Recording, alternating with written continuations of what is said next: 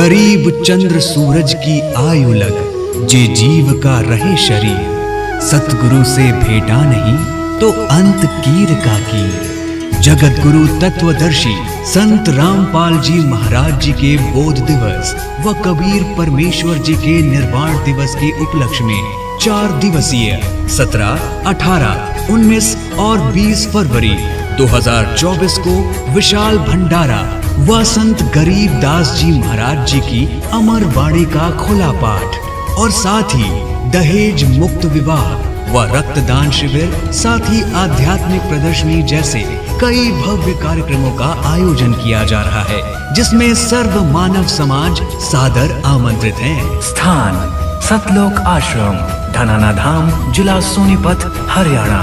इस पूरे कार्यक्रम का सीधा प्रसारण साधना टीवी पर 20 फरवरी 2024 को सुबह 9:15 बजे से किया जाएगा। ब्रह्मा, विष्णु, महेश ये अजर अमर हैं। महात्मा जी, आप बिल्कुल झूठ बोल रहे हैं।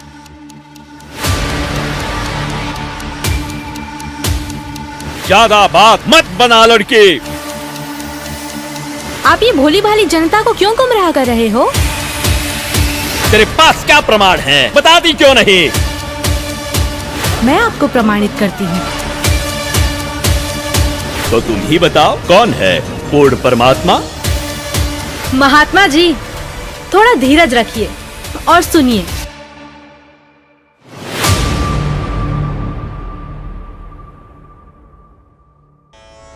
ब्रह्मा, विष्णु, महेश ये अजर अमर हैं। उनकी कभी जन्म या मृत्यु नहीं होती। वही तो सृष्टि के रचनहार हैं। उनका कभी विनाश नहीं होता। वो ही जगत के पालनहार हैं। वास्तव में परमात्मा तो निराकार है। यदि आप अपने जीवन में सुख प्राप्ति चाहते हो तो एकादशी का व्रत कीजिए, श्राद्ध निकालिए। जो श्रद्धालु लोग इस जन्म में दुख भोगते हैं वो उनके पिछले जन्मों के कर्मों का फल है, और पिछले जन्मों के कर्म फल को भगवानों को भी भोगना पड़ता है। तो फिर आम जीव की क्या औकात है? अगर परमात्मा की प्राप्ति चाहते हो तो हमारे साथ बोलिए, हरे राम राम राम हरे हरे, हरे राम राम राम हरे हरे, हरे कृष्णा कृष्णा कृष्णा हरे हरे, हरे कृष्णा कृष्णा कृष्णा हरे हरे। बोलो शेरा वाली माता की राधे राधे राधे राधे राधे राधे राधे राधे। भक्तों, यदि आप में से किसी के भी मन में कोई भी आशंका हो, कोई भी प्रश्न हो तो निसंकोच पूछिएगा। महात्मा जी, आप ये भोली भाली जनता को क्यों गुमराह कर रहे हो? अरे दुष्ट लड़की, तेरा ये बोलने का दुस्साहस कैसे हुआ? तेरे पास क्या आधार है कि मैं जनता को गुमराह करता हूँ? लगता है ये हिंदू विरोधी है। ए चल नीचे बैठ।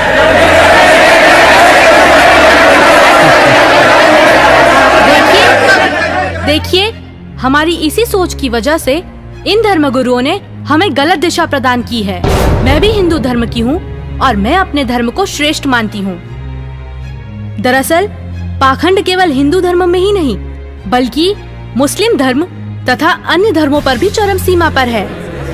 लेकिन ये हिंदू धर्म की आड़ में नकली संत अपना मनमाना आचरण करके शास्त्रों के विरुद्ध ज्ञान दे रहे हैं, और यही कारण है कि भक्ति करने वाले भक्त को वो लाभ नहीं मिले जो मीराबाई को मिला है, ध्रुव प्रहलाद को मिला है, नानक जी को मिला है।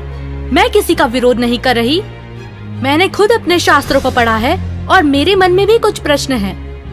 लेकिन दुर्भाग्यवश हमारे समाज में अपने धर्म को, अपने शास्त्रों को, अपने परमात्मा को जानने की कोशिश करता है तो उसे आप जैसे भोले श्रद्धालु धर्म विरोधी समझने लगते हैं।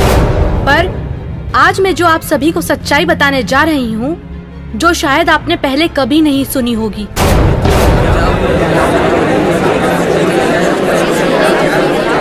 ज्यादा बात मत बना लड़की, तेरे पास क्या प्रमाण है, बताती क्यों नहीं? महात्मा जी, थोड़ा धीरज रखिए और सुनिए। आप ही ने तो कहा था ब्रह्मा विष्णु महेश अजर अमर हैं, उनका कभी विनाश नहीं होता, वही सृष्टि के रचनाहार हैं। मैंने टीवी पर एक संत रामपाल जी का सत्संग सुना, उसी से पता चला। पता है उन्होंने क्या कहा? रुकिए एक मिनट, अभी बताती हूँ।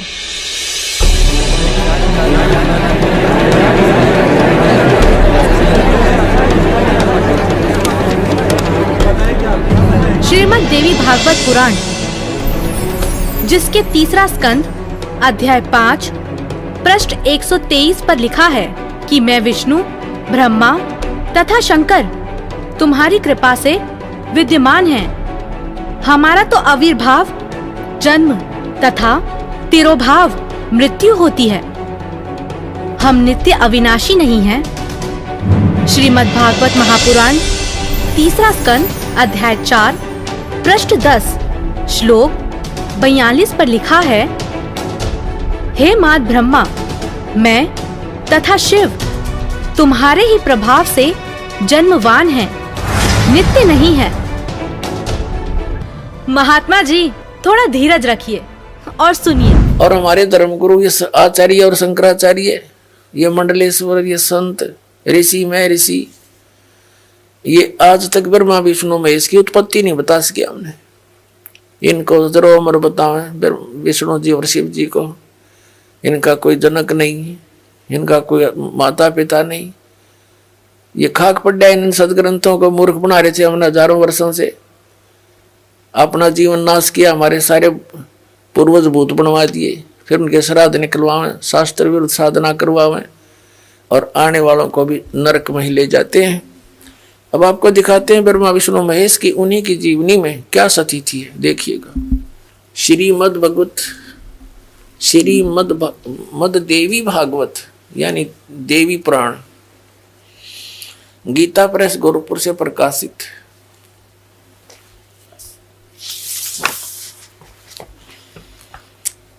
संपादक हनुमान प्रसाद पोदार, चिमनलाल गोस्वामी। थोड़ा सा हिंट दिखाएंगे 123 पृष्ठ पे। तीसरा स्कंद, भगवान विष्णु अपनी माता दुर्गा की, देवी की स्तुति करते हुए कह रहे हैं, तुम शुद्ध स्वरूपा हो, ये सारा संसार तुम ही से उद्भासित हो रहा है। मैं ब्रह्मा और शंकर, हम सभी तुम्हारी कृपा से विद्यमान हैं। हमारा आविर्भाव यानी जन्म और तिरोभाव माने मृत्यु हुआ करता है। हमारा तो जन्म और मृत्यु हुआ करता है। केवल तुम ही नित्य हो, जगत जननी हो, प्रकृति और सनातनी देवी हो। भगवान शंकर बोले, देवी, यदि माँ भाग विष्णु तुम्ही से प्रकट हुए हैं तो उनके बाद उत्पन्न होने वाले ब्रह्मा भी तुम्हारे बालक हुए। फिर मैं तमोगुणी लीला करने वाला शंकर क्या तुम्हारी संतान नहीं हुआ? अर्थात मुझे भी उत्पन्न करने वाली तुम ही हो। शिवे, संपूर्ण संसार की सृष्टि करने में तुम बड़ी चतुर हो। इस संसार की सृष्टि, स्थिति और संहार में तुम्हारे गुण सदा समर्थ हैं। उन्हीं तीनों गुणों से उत्पन्न हम ब्रह्मा विष्णु एवं शंकर नियमानुसार कार्य में तत्पर रहते हैं। अब इसे यह भी सिद्ध हो गया, तीनों गुणों से उत्पन्न रजगुण ब्रह्मा, सतगुण विष्णु, तमगुण शंकर केवल नियमित कार्य में तत्पर रहते हैं। इस पवित्र सदग्रंथ ने, पवित्र पुराण ने, देवी पुराण ने 5 कंसेप्ट क्लियर कर दिए, 5 पॉइंट कति साफ कर दिए। नंबर 1, दुर्गा देवी ब्रह्मा विष्णु महेश जी की माता है। दुर्गा जी को प्रकृति भी कहते हैं। तीसरा, ब्रह्मा विष्णु महेश की जन्म मृत्यु होती है। चौथा, ये ब्रह्मा रजगुण, विष्णु सतगुण और शिव जी तमगुण है। और 5वां, कि ये केवल नियमित कार्य ही कर सकते हैं, जैसा आपके भाग्य में है वैसा ही दे सकते, उसमें कोई परिवर्तन नहीं कर सकते। इस शिवपुराण के अंदर लिखा है, पवित्र शिवपुराण के अंदर, कि श्री ब्रह्मा जी रजगुण और श्री विष्णु जी सतगुण का आपस में विवाद हो गया, झगड़ा हो गया। अपना आत्माओं दास का है तो विदग्ध इनके इतिहास बताते हैं तो आपको स्वीकार्य होगा। ये देखिए, ये है श्री शिव महापुराण हिंदी टीका सहित भाग 1, श्री शिव महापुराण विद्या अवरिधि पंडित ज्वाला प्रसाद जी मिश्र कृत हिंदी टीका सहित, खेमराज श्री कृष्णदास प्रकाशन मुंबई, इतने ये यहाँ से प्रकाशित है। हम इसके ये देखिएगा, इसके पृष्ठ नंबर 11 से हम शुरू करेंगे। ये है विद्वेश्वर संहिता भाग 1 छठा अध्याय। नंदी केश्वर बोले, हे योगीधर, आगे एक समय विष्णु भगवान शेष सैया पर अपने गरुड़ आदि पार्षदों से संयुक्त लक्ष्मी सहित शयन करते थे। उस समय ब्रह्म ज्ञानियों में श्रेष्ठ ब्रह्मा जी, अब यहाँ के ही से ब्रह्म ज्ञानी है, देखियो, अपनी इच्छा से ही वहाँ आए। सब प्रकार सुंदर सेज पर शयन करते हुए कमल लोचन विष्णु जी से पूछने लगे, तुम कौन हो जो मुझे देखकर अभिमानी पुरुष के समान शयन करते हो? हे वत्स, हे बेटा। ब्रह्मा जी कह रहे हैं विष्णु जी को, हे वत्स, हे बेटा, उठो, देखो मैं तुम्हारा स्वामी आया हूँ, तेरा मालिक आया हूँ।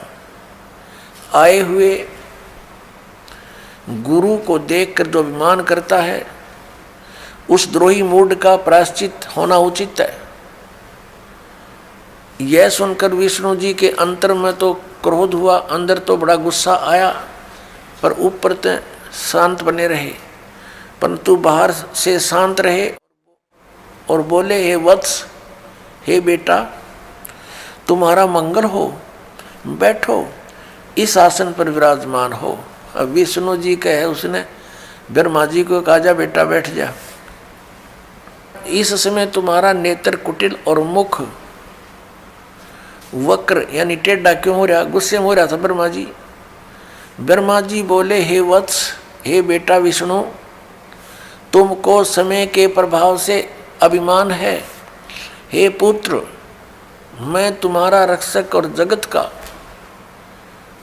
पिता मैं हूँ। विष्णु जी बोले, यह तो सब जगत मुझ में स्थित है, तुम चोर के समान किस प्रकार अपना कहते हो? तुम मेरी नाभि कमल से उत्पन्न हुए हो, इससे मेरे पुत्र हो, मुझे पुत्र कहना सर्वथा व्यर्थ है। नंदी केश्वर बोले, इस प्रकार ब्रह्मा विष्णु दोनों ही रजोगुण से मुग्ध होकर विवाद करने लगे। मैं श्रेष्ठ हूँ, मैं स्वामी हूँ, ऐसा कहकर एक दूसरे को मारने की इच्छा से युद्ध करने में उत्सुक हुए। अब देखो, संपूर्ण देवता विमान में बैठकर वो तो लठ बजाने तैयार हो रहे हैं, और हमारे देवता फिर क्या क्रिया करते हैं? तब संपूर्ण देवता विमानों में बैठकर उस महाअद्भुत युद्ध को देखने चले आए और आकाश में उनके ऊपर फूल बरसाने लगे। वारे देवताओं, अब हम उस प्रसंग पर आते हैं कि जिसके अंदर ये कहा गया है इसी पवित्र पुराण में कि ब्रह्मा और विष्णु तुम भगवान नहीं हो, यू आर नॉट गॉड। देखिए, अब हम आगे हैं 17 पृष्ठ पे, और विद्वेश्वर संहिता भाग 1 अध्याय 9, ये वही प्रसंग यहां तक चल रहा। नंदी केश्वर बोले, इस प्रकार भगवान ने उन नम्र हुए। अब क्या हुआ कि उन दोनों के बीच में, अभी आपको बताया था, उन दोनों ब्रह्मा और विष्णु जो लड़ रहे थे उनके बीच में एक पिलर खड़ा कर दिया तेजों में, लिंग बहुत लंबा चौड़ा, जिसका कोई और छोर उन दोनों को नहीं मिला। और फिर ये स्वयं प्रकट हो गया। कौन? इनका पिता, ये सदाशिव बोलते हैं इसको, ये काल ब्रह्म, जिसने गीता का ज्ञान दिया। अब यहां देखिए, हम जो आपको दिखाया था, फिर देखिए, ये पृष्ठ 17 पे विद्वेश्वर संहिता भाग 1 अध्याय 9 पर नंदीकेश्वर बोले, इस प्रकार भगवान ने उन नम्र हुए ब्रह्मा और विष्णु पर अनुग्रह करके उनके युद्ध में परस्पर उनकी सेना मारी गई थी, उस सब को यहाँ देखें, उन दोनों की अज्ञानता और वैर को दूर करने के अर्थ उनसे क्या कहा।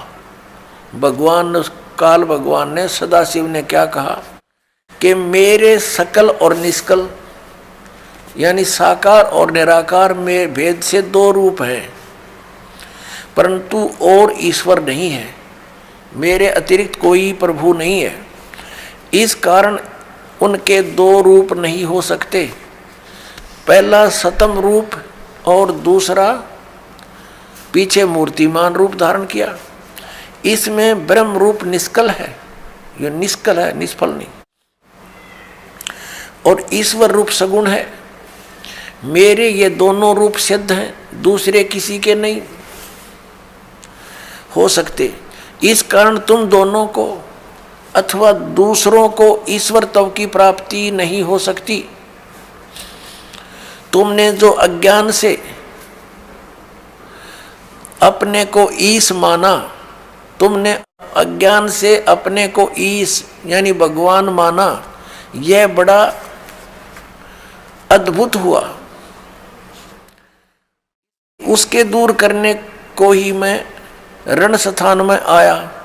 अब तुम दोनों अभिमान त्याग कर मुझ ईश्वर में अपनी बुद्धि लगाओ। मेरे प्रसाद से लोक में सब अर्थ प्रकाश होते हैं। ये इनको समझ नहीं सके, इसलिए ये बताने वाले तुम्हारे गुरु झूठे हैं। अब उन झूठे गुरुओं की देख दिखाऊंगा आपको, निरी झलक, एक नहीं गुणीय झलक दिखाऊंगा। देखिएगा पवित्र शिव पुराण, ये गीता प्रेस गोरखपुर से प्रकाशित है, सचित्र मोटा टाइप, केवल हिंदी, संपादक है हनुमान प्रसाद पोदार। ये विद्वेश्वर संहिता है, संक्षिप्त शिव पुराण 24 पृष्ठ पे ये लिंग बीच में खड़ा कर रखा है, ये ब्रह्मा जी और विष्णु जी के बीच में। फिर वो स्वयं आकर के इनके सामने खड़ा हो जाता है। फिर इनकी आपस में क्या वार्ता होती है ये देखिएगा। प्रश्न नंबर 25 पे विद्वेश्वर संहिता, ब्रह्मा और विष्णु ने पूछा, प्रभो इस काल से पूछा, सृष्टि आदि 5 कर्तों के लक्षण क्या है, यह हम दोनों को बताइए। भगवान शिव बोले, मेरे कर्तव्यों को समझना अत्यंत गहन है, तथापि मैं कृपा पूर्वक उनके विषय में बता रहा हूँ। ब्रह्मा और विष्णु सृष्टि, पालन और संहार, तिरोभाव और अनुग्रह, ये 5 ही मेरे जगत संबंधी कार्य हैं जो नित्य सद हैं। संसार की रचना जो आरंभ है उसी को सर्ग या सृष्टि कहते हैं। यहाँ क्या कहता है, पुत्रो, ब्रह्मा और विष्णु को कह रहा, पुत्रो तुम दोनों ने तपस्या करके कहता तुमने तपस्या कर ली और मन प्रसन्न होकर दे दिए। बता, इनने का जूत, इनने का सिर, ठेकेदारी आप ले रहा। कहता तुमने तपस्या कर ली और मन खुश होकर दे दिए। तेरा बीच में कह रहे गए तपस्या करके अपना मेहनत मजदूरी करके प्राप्त किए। फिर भी देखो पुत्रो, तुम दोनों ने तपस्या करके प्रसन्न हुए मुझ परमेश्वर से सृष्टि और सतिथि नामक 2 कृत, ये 2 पोस्ट, 2 पद प्राप्त किए हैं। ये तुम बहुत प्रिय। इसी प्रकार मेरी विभूति स्वरूप रुद्र और महेश्वर ने है यो मैं नहीं है। ने दो अन्य उत्तम करते सहार और त्रोभाव मुझसे प्राप्त किए, परंतु अनुग्रह नामक कृत दूसरा कोई नहीं पा सकता। अब देखो, अब क्या हो गए, दो तो ये हो गए ब्रह्मा और विष्णु, इसने सृष्टि और सतीथि नाम के दो जॉब मिल गई, और रुद्र और महेश्वर ये चार हो गए, और पांचवा यू बोलनिया। इतना स्पष्ट हो गया अपना आत्मा। अब ये भी सिद्ध करना पड़ेगा कि वो काल बोल रहा था, ये काल है ब्रह्मा विष्णु महेश का पिता, और दुर्गा इनकी माता, अष्टंगी, आठों भुजाओं में शस्त्र ले रही, इसको अष्टंगी भी कहते हैं। ये देखिएगा, अब इसी पर इस 26 पृष्ठ पर ही अभी आप यहाँ पढ़ रहे थे, और अब यहाँ पढ़ेंगे हम इसी पर। मैंने पूर्व काल में अपने स्वरूपभूत मंत्र का उपदेश किया है, जो ओंकार के रूप में प्रसिद्ध है। वह महामंगलकारी मंत्र है।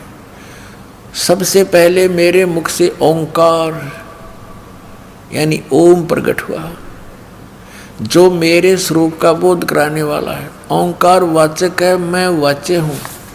यह मेरा मंत्र है, यह मंत्र मेरा स्वरूप ही है। प्रतिदिन ओंकार का निरंतर स्मरण करने से मेरा ही सदा स्मरण होता है। मेरे उत्तरवर्ती मुख से अकार का, पश्चिम मुख से उकार का, दक्षिण मुख से मकार का, यानी ए ऊ और मैं, जिससे ये ओम बनता है, और पूर्ववर्ती मुख से बिंदु। ये जो ओम है इसके विषय बता रहा कि यू ए ऊ और यू पर बिंदु, तथा मध्यवर्ती मुख से नाद का प्राकट्य हुआ है। इस प्रकार 5 अवयवों से युक्त ओंकार का विस्तार हुआ। इन सभी अवयवों से, इन सभी पार्टों से ए ऊ मैं बिंदु और इस बिंदु से नाद से कहते ये एकीभूत होकर यह प्रणव ओम नामक एक अक्षर हो गया। ये ओम नामक एक अक्षर है ओम, इसको ओंकार कहो, इसको ओम कहो, और चाहे ऐसा लिखकर इसको एक अक्षर ओम कहो। ये ओम है, एक अक्षर हो गया, और ये मेरा मंत्र है। असली मंत्र कहता है ये है मेरा। संत रामपाल जी महाराज ने देवी भागवत पुराण, शिव पुराण और शिव महापुराण से स्पष्ट किया कि ब्रह्मा, विष्णु और महेश अजर अमर नहीं हैं, तथा ये भी सिद्ध किया कि ब्रह्मा, विष्णु, महेश ईश नहीं हैं। ये तीनों देव नाशवान हैं। और संत रामपाल जी महाराज ने यह भी सिद्ध किया कि प्रकृति अर्थात शेरावाली उनकी माता है, और सदाशिव अर्थात काल भगवान ब्रह्मा, विष्णु और महेश के पिता हैं। तो बताओ महाराज जी, अब आपके पास क्या जवाब है? आप ही ने तो कहा परमात्मा निराकार है। हाँ, तो गलत क्या कहा? परमात्मा तो निराकार ही है, और यही हमारे वेद शास्त्र कहते हैं। महात्मा जी, आप बिल्कुल झूठ बोल रहे हैं। शास्त्रों में कहीं नहीं लिखा कि परमात्मा निराकार है। शास्त्रों में क्या लिखा है ये मैं आपको बताती हूँ, जो कि मुझे संत जी के प्रवचनों द्वारा पता चला। वेद के साकार है, निराकार है, मनुष्य सदृश है। वो परमात्मा कहते हैं कि तुमने ये मैं ऋषि दिखाई दे हैं, गुरु ब्राह्मण दिखाई देते हैं, ये मंडलेश्वर, इनका मोतिया बिंद हो रहा है। अपने सदग्रंथों में लिखी हुई सच्चाई का नहीं पता, और फिर निराकार कहते। अब दिखाते हैं आपको परमात्मा की सारी सतीथि। देखिएगा ऋग्वेद मंडल नंबर 9 और सूक्त 82, और यहां देखें ये है 82वां, 81वां समाप्त हुआ, ये 82वां शुरू हो जाता है। इसका प्रथम मंत्र, इसमें लिखा है कि जो सर्वोत्पादक प्रभु, सबकी उत्पत्ति करने वाला परमेश्वर, प्रकाश रूप है। इसका अर्थ है वो तेजो में स्वरूप साकार है, सद्गुणों की वृष्टि करने वाला, पापों का हरण करने वाला, पाप नाश करने वाला, पाप क्षमा करने वाला है। वह राजेव, राजा के समान, राजेव इसका अर्थ है राजा के समान, आगे लिखा है। ये देखना, ये 269 पृष्ठ पे पढ़ रहे हैं हम। कोई भ्रमत कर देगा कि दूसरा पृष्ठ दिखा दिया होगा। ये 270 दिखाऊंगा। ये देखो 270 यहां लिखा है 82 का पहला पढ़ रहे हैं, 82 का 9 के 82 का। राजा के समान दर्शनीय है, वो देखने जोगा है, विजिबल है, वो साकार है। राजा की तरह तो मनुष्य जैसा ही हुआ। और वह है पृथ्वी आदि लोक लोकांतरों के चारों ओर शब्दमान हो रहा है। वह वर्णीय पुरुष को, वर्णीय माने अच्छी आत्मा को, श्रेष्ठ पुरुष को, जो दृढ़ भक्त है, जो दृढ़ भक्त है उसको पवित्र करता हुआ प्राप्त होता है। जैसे आदरणीय धर्मदास साहिब जी को, जो दृढ़ भक्त थे उसके बाद डगमग नहीं हुए। आदरणीय मुलुकदास साहिब जी को, आदरणीय दादूदास साहिब जी को, आदरणीय गरीबदास साहिब जी गांव छुड़ानी जिला जज्जर हरियाणा वाले को, और आदरणीय गीसा दास साहिब जी को गांव खेखड़ा मेर यूपी वाले को। ये दृढ़ भक्त आज तक डगमग नहीं हुए, दुनिया को हिला के रख दिया इन्होंने। इनको भगवान में ले आकर के को पवित्र करता हुआ प्राप्त होता है वर्णीय पुरुष, अच्छी आत्मा को। जिस प्रकार विद्युत माने आकाशीय बिजली स्नेह वाले स्थानों को आधार बनाकर प्राप्त होता है। देखो कितना स्पष्ट किया इन्होंने। ऋग्वेद मंडल नंबर 9 और सूक्त नंबर 81 में कति कंसेप्ट क्लियर कर दिया कि वो परमात्मा राजा की तरह देखने जोगा है।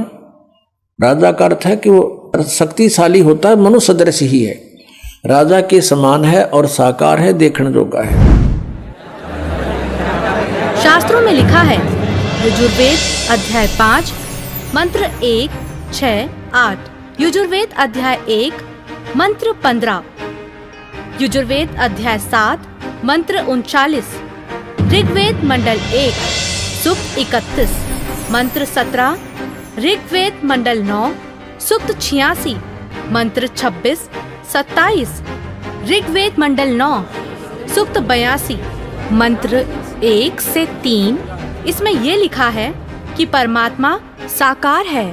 आपने ये भी झूठ कहा है कि श्राद्ध निकालने, व्रत करने से सुख और मुक्ति मिलती है, जबकि संत जी के प्रवचनों से सुना है कि गीता अध्याय 9 के श्लोक 25 में कहा है, पितरों को पूजने वाले पितरों को प्राप्त होते हैं, भूतों को पूजने वाले, पिंड दान करने वाले भूतों को प्राप्त होते हैं, अर्थात भूत बन जाते हैं।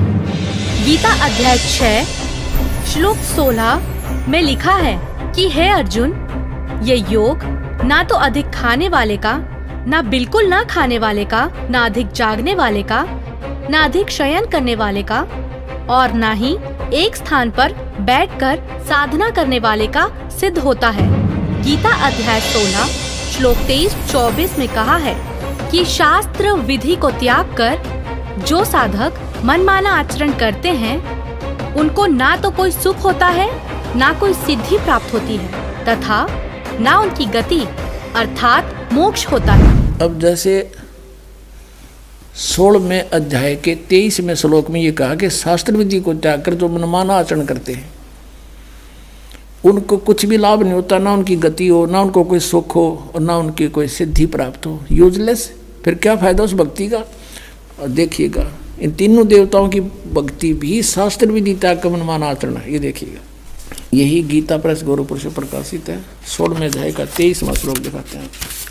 ये 16वां अध्याय और इसका 23वां श्लोक यहाँ पर है। जो शास्त्र विधि को त्याग कर अपनी इच्छा से मनमाना आचरण करते हैं, वह न सिद्धि को प्राप्त होता है, न परम गति को, और न सुख को ही। यूजलेस। अब वेदों में इन श्राद्ध आदि कर्म कांड का निषेध है, और गीता जी में निषेध 9वें अध्याय के 25वें श्लोक में स्पष्ट किया है। भूत पूजने वाले भूत बनेंगे। ये देखिएगा, श्रीमद् भगवत गीता, गीता प्रेस गौरवपुर से प्रकाशित है। जयदयाल गोविंद का इसके अनुवादक है। अध्याय नंबर 9 का ये है। अध्याय नंबर 9 श्रीमद् भगवत गीता श्लोक नंबर 25। देवताओं को पूजने वाले देवताओं को प्राप्त होंगे, पितरों को पूजने वाले पितरों को प्राप्त होते हैं और भूतों को पूजने वाले भूतों को प्राप्त होते हैं और मेरा पूजन करने वाले मुझको ही प्राप्त होते हैं। अब ये श्राद्ध कितना आगे फिर अब आपको दिखाते हैं एक झलक पुराणों में क्या लिखा है। एक मार्कंडेय पुराण है, मार्कंडेय पुराण, ये गीता प्रेस गोरखपुर से प्रकाशित है।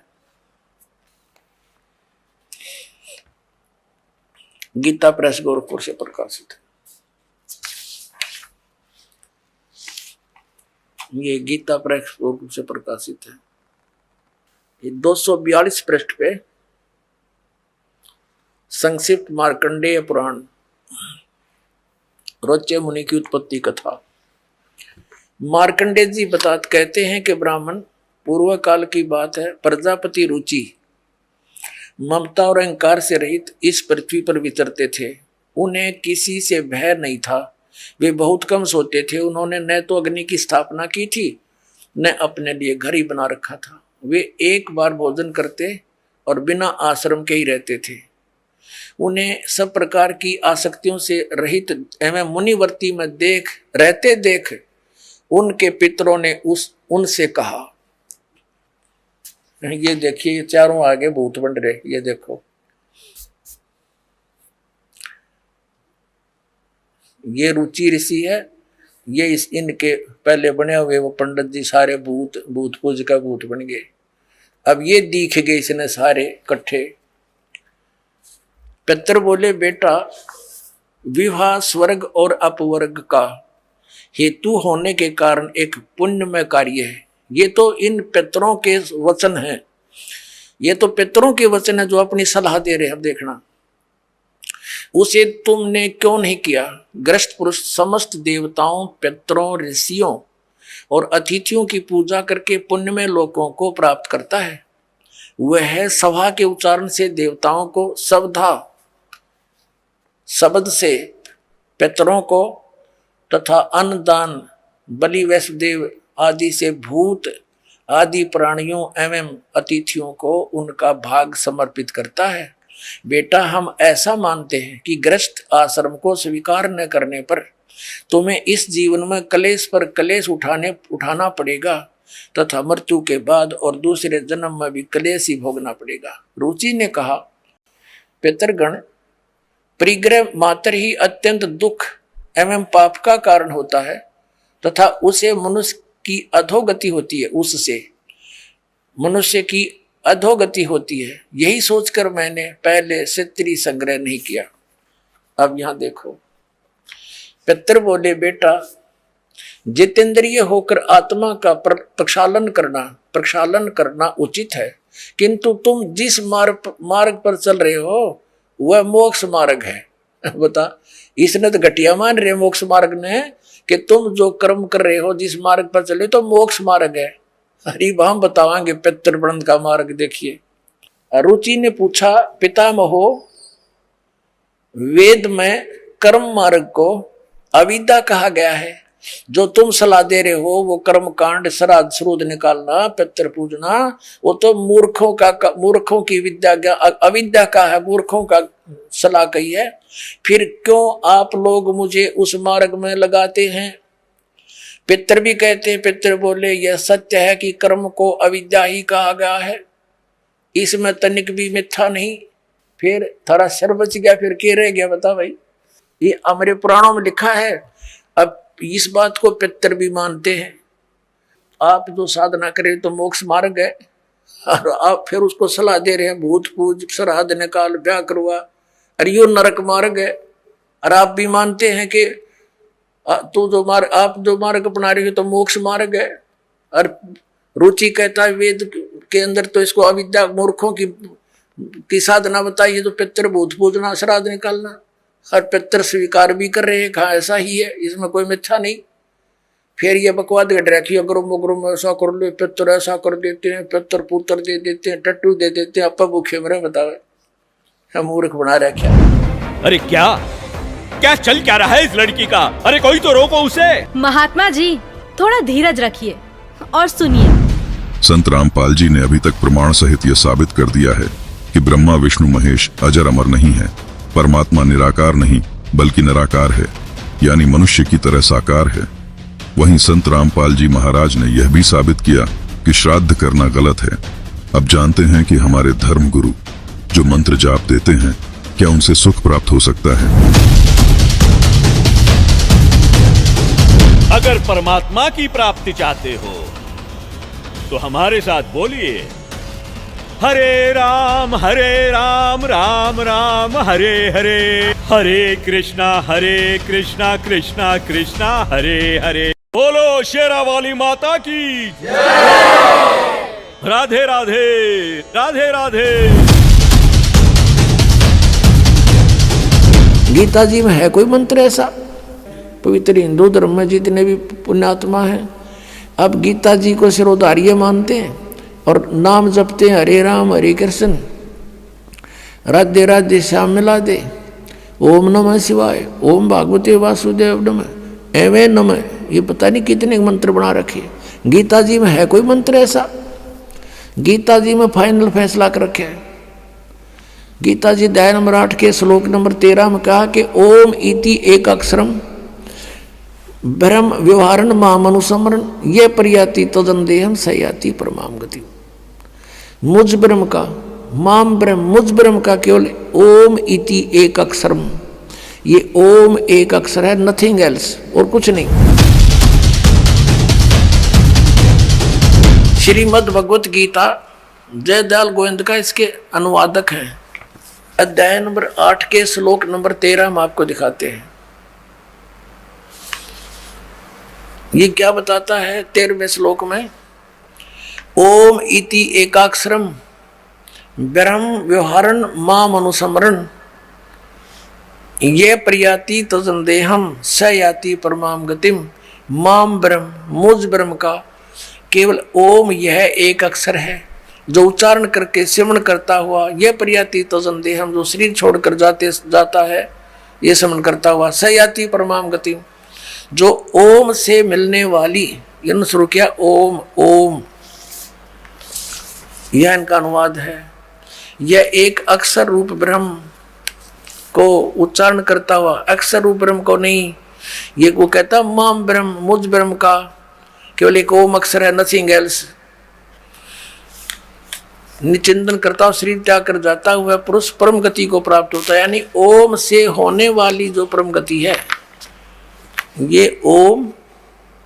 और इन्होंने इस ओम को ऐसे लिखा अनुवाद में ओम ओम, ये समझो चाहिए सब ओम नाम का जाप है इसका, और ब्रह्मलोक में चले जाओगे। अब 17वें अध्याय के गीता जी के 23वें श्लोक में कहा है कि उस सच्चिदानंद घन ब्रह्म के पाने का 3 मंत्र का जाप का निर्देश है, नथिंग एल्स।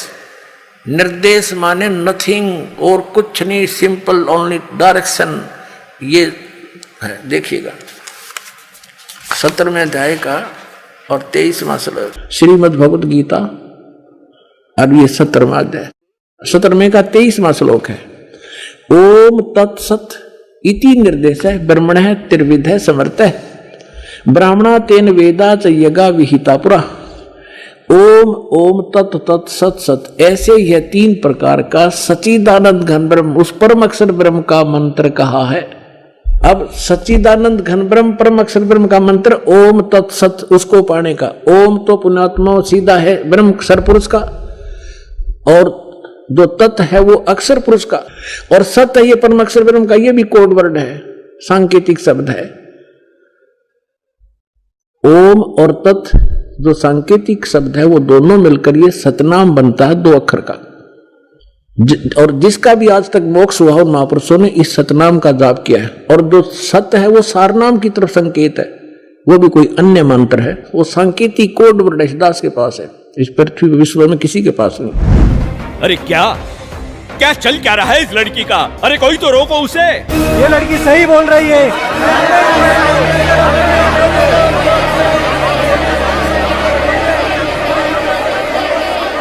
और हद तो तब हो गई बाबा जी जब आपने कहा परमात्मा पाप नहीं काटते, कर्म का भोग तो भोगना ही पड़ता है, चाहे कितनी ही भक्ति कर लो। सब झूठ है, सब।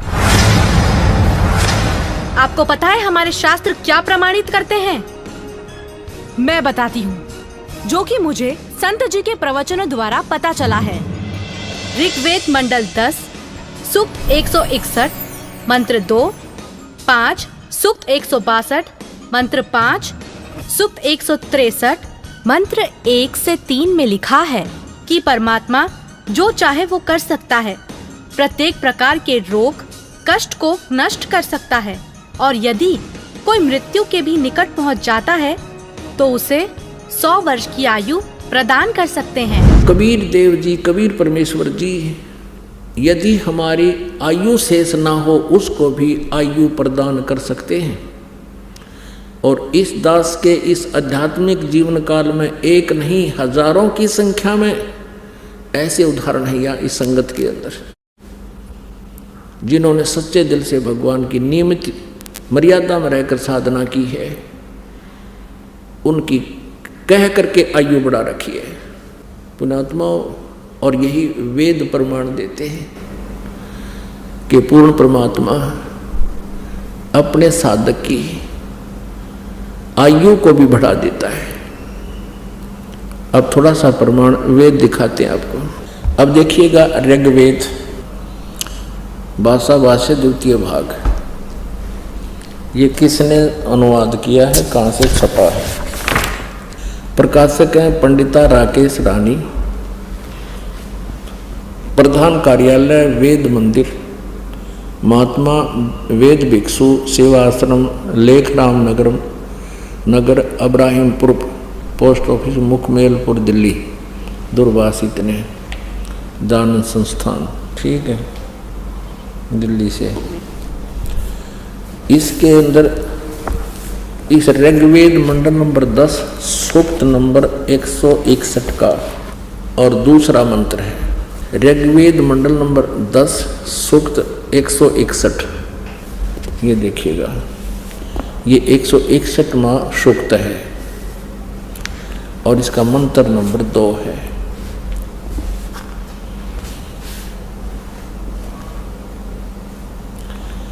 यदि किसी रोगी की जीवन शक्ति समाप्त हो, यदि वह सीमा से भी परे हो गया है, यदि वह मृत्यु के सन्निकट चला गया है, तो भी उसे मैं भारी कष्टप्रद रोग के पंजे से मुक्त कराऊं तथा उसे 7 वर्ष के जीवन हेतु 100 वर्ष के जीवन हेतु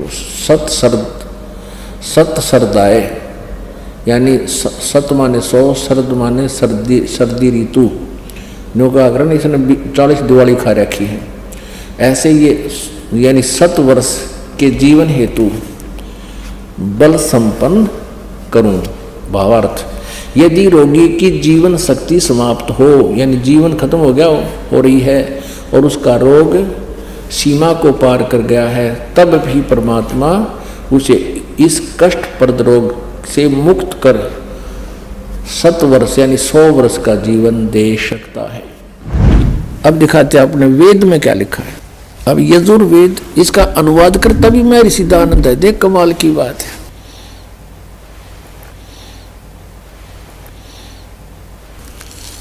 अब ये कहाँ से प्रकाशित है? प्रकाशक हैं सर्वदेशी कार्य प्रतिनिधि सभा 2/5 महर्षि सिद्धानंद भवन, रामलीला मैदान, नई दिल्ली से। महर्षि सिद्धानंद सरस्वती द्वारा इसका अनुवाद किया गया। मुद्रक हैं Prince offset printers 1510 Pataudi house, Daryaganj, नई दिल्ली से। 241 पृष्ठ पे है।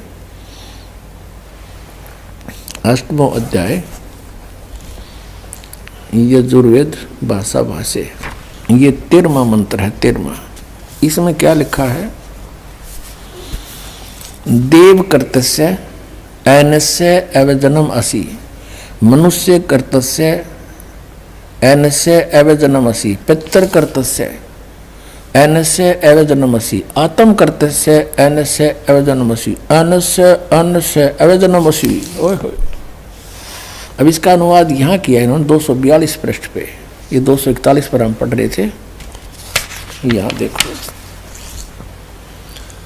242 पर। अब यहाँ इसका थोड़ी बहुत कोई उतर गई होगी इसकी भांग है। इसने फिर यहाँ उलझाने की चेष्टा की है कि हे सबके उपकार करने वाले मित्र आप, दान देने वाले के ऐनस्य माने अपराध के, ऐनस्य अवैजनम माने विनाश करने वाले हो, क्षमा करने वाले हो। अब यहाँ मित्र लिख दिया। अब पढ़ने वाला ने सोचा चलो ये तो मित्र मित्र के बारे में, कि तो भगवान का जिक्र है नहीं छोड़ा इसने। अब इसी के कर कमलों से लिखा हुआ और दिखाते हैं सत्यार प्रकाश में। ये देखिएगा, ये सत्यार प्रकाश वही वेद, अब बाद में दिखाएंगे थोड़ा आपको पुनः। और ये कहाँ से प्रकाशित है? वैदिक यति मंडल वही है। और ये दान मठ गोहाना मार्ग से प्रिंटेड है, आचार्य प्रिंटिंग प्रेस रोहतक से, दान मठ गोहाना मार्ग रोहतक से। इसके प्रथम समोल्लास में और पृष्ठ नंबर 18 पे ये नीचे क्या कहता है कि जो सबसे स्नेह करे, सबको प्रीति करने योग्य है, वह परमेश्वर सबका सच्चा मित्र है। इससे परमेश्वर का नाम मित्र है। तो वहाँ मित्र की जगह हम परमेश्वर कहेंगे। बिल्कुल यहाँ है ही परमेश्वर की महिमा, वेद कोई मित्रा की थोड़ी है। अब पढ़ेंगे, देखो अब हम यजुर्वेद पर आ गए हैं। सत्यार प्रकाश रख दिया है।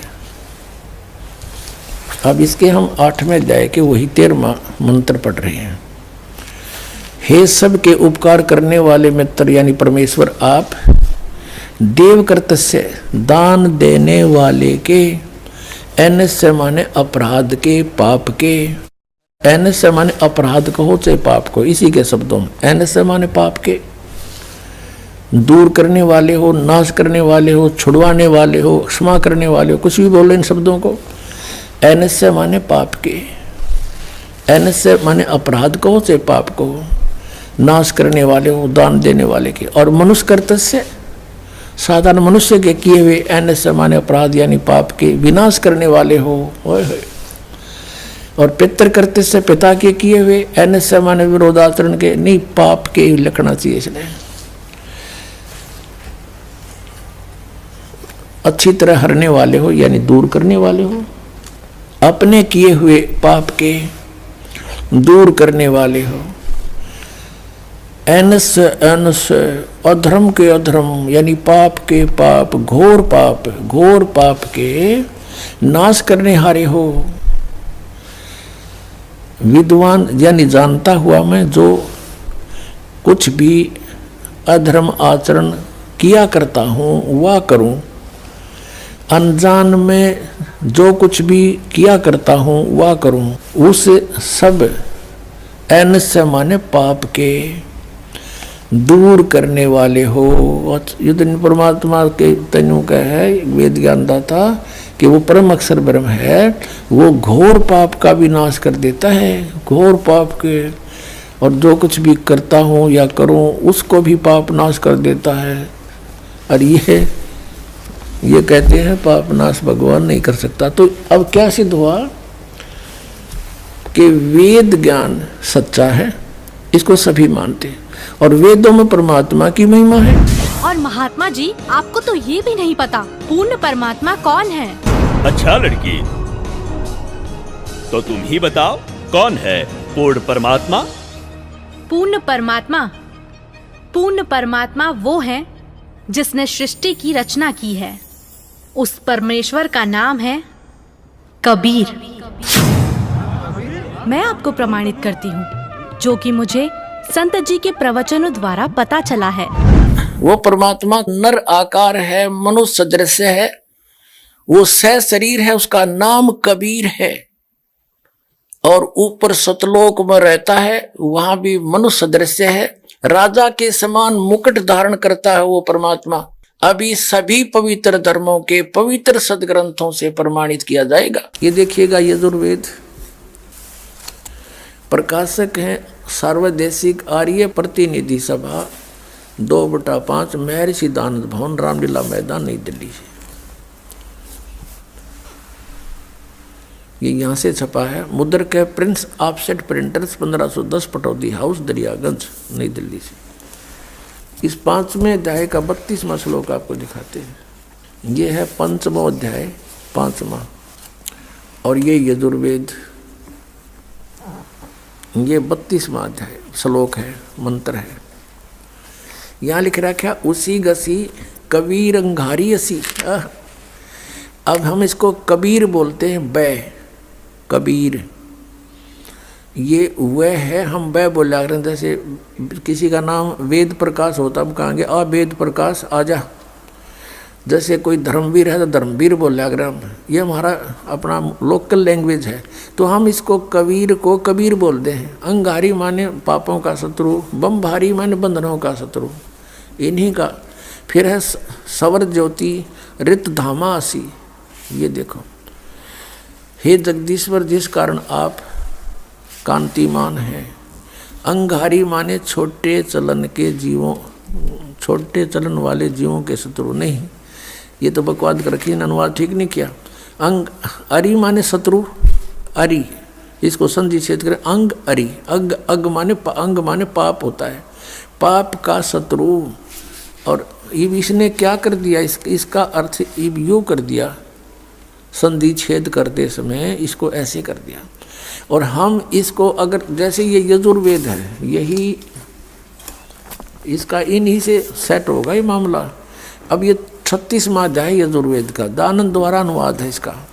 इसके प्रथम मंत्र में लिखा है रचम वाचम परपधे मनो यजु परपधे। ये यजु शब्द है ना ओनली, और यहाँ अनुवाद किया इसने इसका। इसमें यजु का अर्थ यजुर्वेद लिख दिया, बिल्कुल सही किया।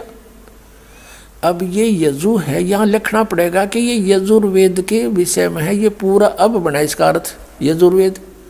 तो यहाँ ये देखो कवि है, इन्होंने यहाँ कवि कर दिया इस 5वें अध्याय का।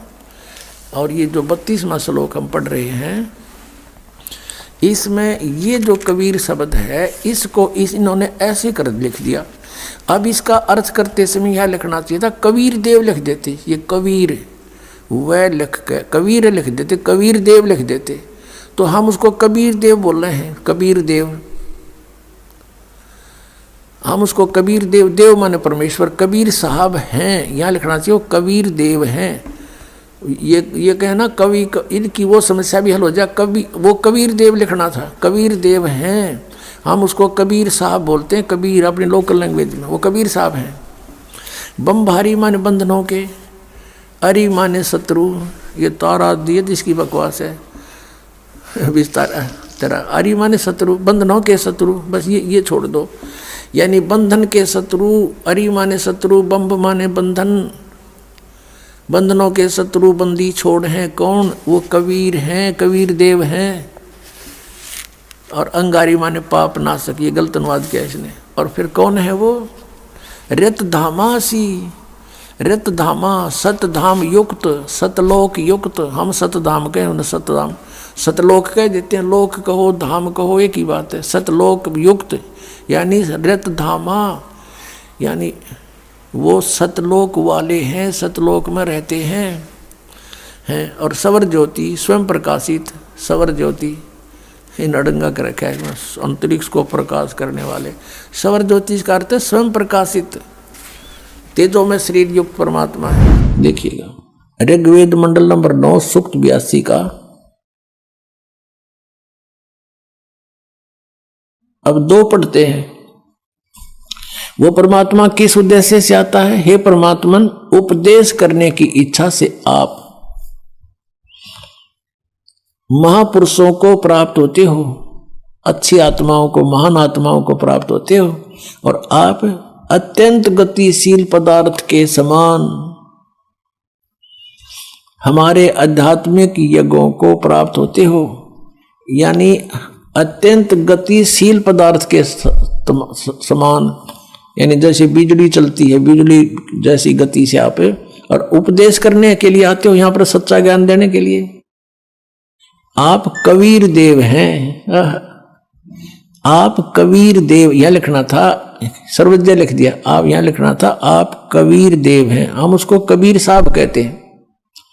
आप कबीर साहब हैं। शुद्ध स्वरूप है। अब जैसे ये अभी आपको दिखा था, जहां यजु लिखा हो तो यजुर्वेद लिखना पड़ेगा वहां पर, वो इन्होंने किया भी है।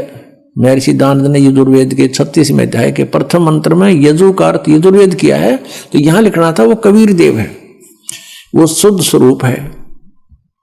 हमारे पापों को हे दूर करके, हे सोम, हे अमर परमात्मा हमको सुख दे। पुण्यात्मा, वेद पढ़े पर भेद न जाने, ये बात से पुराण 18। वेद पढ़े पर भेद न जाने, गुरु बिन काहू न पाया ज्ञाना, जो थो था बूछड़े मूड किसाना। गुरु बिन वेद पढ़े जो प्राणी, समझे न सार रहे अज्ञानी। ये अज्ञानी रहे इन वेदों को पढ़ा करते, मैं ऋषि को आगे इन कक्का भी नहीं पता था। अब जैसे परमात्मा मनुष्य दृश्य ये सिद्ध होगा, राजा के समान देखने जोगा है, और वहां से गति करके आता है, जिन महापुरुषों को मिलता है। जिन महापुरुषों ने मिला उन्होंने बताया कबीर इज गॉड। वो कबीर देव काशी में हम सुल्तानी नानक तारे दादू को उपदेश दिया, जात जुलाहा भेद न पाया, वो काशी माए कबीर हुआ। आदरणीय गरीबदास साहिब जी गांव छोड़ानी जिला दद्दर वाले, जिनको भगवान आकर मिले थे, क्या कहते हैं गरीबदास साहिब ने फिर बताया है कि या दुनिया दा जीवन झूठा भूल गए मर जाने नू, और सर्व कला सतगुरु साहिब की हरियाए हरियाणे नू। वो परमात्मा हरियाणा में आए गरीबदास जी 280 वर्ष पहले, लगभग सन 1727 में, लगभग 300 वर्ष हो गए, 300 वर्ष से भी ऊपर हो गए। सन 1727 में परमात्मा आए थे, और सन 1966 में हरियाणा और पंजाब अलग हुए। जब हरियाणा क्षेत्र का नाम पड़ा था, यो हरियाणा प्रांत बना था, उससे भी कितने वर्ष पहले, 200-250 वर्ष पहले परमात्मा ने लिख दिया, बोल दिया था। गरीबदास साहिब जी ने कहा था कि हरि आए हरियाणे नू। उनके वचन से फिर यो हरियाणा क्षेत्र आज बनकर रहा, ताकि हम इस परमात्मा की वाणी को समझा सकें।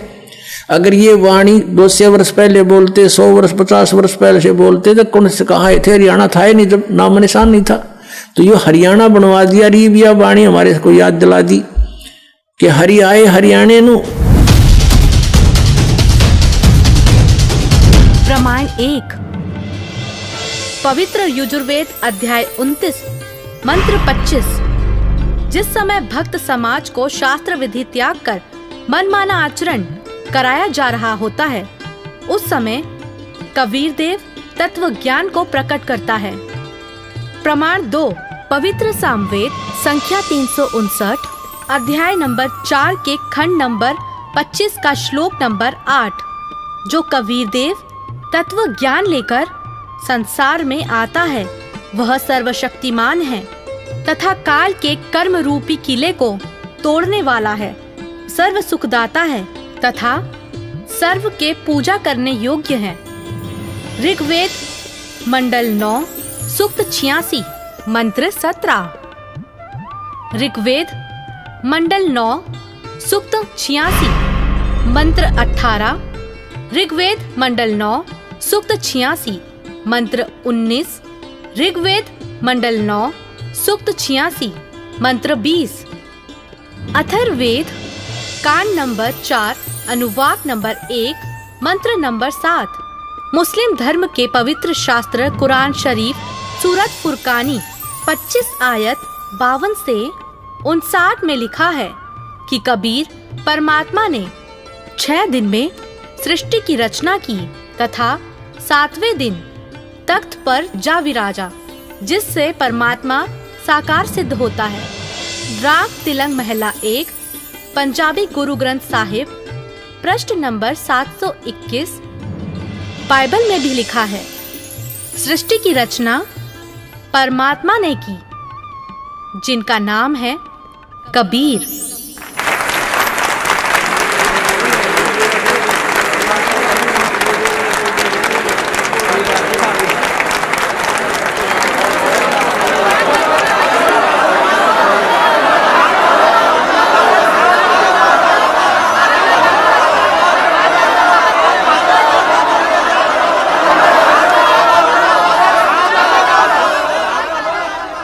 बहन माफ करना, मुझसे गलती हो गई। असल में हिंदू विरोधी तो ये नकली संत है जो हमें शास्त्रों के विरुद्ध भक्ति बता रहा है। आपने तो हमारी आंखें खोल दी। बहुत बहुत धन्यवाद आपका। धन्यवाद तो संत रामपाल जी महाराज का कीजिए, जिन्होंने इस अनमोल ज्ञान को भक्त समाज को समझाया है। उन्हीं के ही तो टीवी चैनल पर सत्संगों को सुनकर मैंने इस अनमोल ज्ञान को प्राप्त किया है। हर रोज टीवी पर सैकड़ों बाबा आते हैं, लेकिन सही भक्ति तो संत रामपाल जी महाराज ही बताते हैं। तो बोलो संत रामपाल जी महाराज की जय। संत रामपाल जी महाराज की जय। संत रामपाल जी महाराज की जय। आओ सब मिलकर जागरूकता लाए, पाखंड और अंधविश्वास को जड़ से मिटाए। आप सुन रहे थे जगत गुरु तत्वदर्शी संत रामपाल जी महाराज जी के मंगल प्रवचन। अधिक जानकारी के लिए विजिट कीजिए हमारी वेबसाइट www.jagatgururampalji.org। संत रामपाल जी महाराज जी के शुभ आशीर्वाद से पूरे विश्व भर में 500 से भी ज्यादा नाम दीक्षा केंद्र हैं, जिन पर संत रामपाल जी महाराज जी द्वारा ऑनलाइन निशुल्क नाम दीक्षा दी जा रही है। अपने नजदीकी नाम दीक्षा केंद्र का पता करने के लिए संपर्क करें 8222880541। गरीब चंद्र सूरज की आयु लग, जे जीव का रहे शरीर, सतगुरु से भेटा नहीं तो अंत कीर का कीर।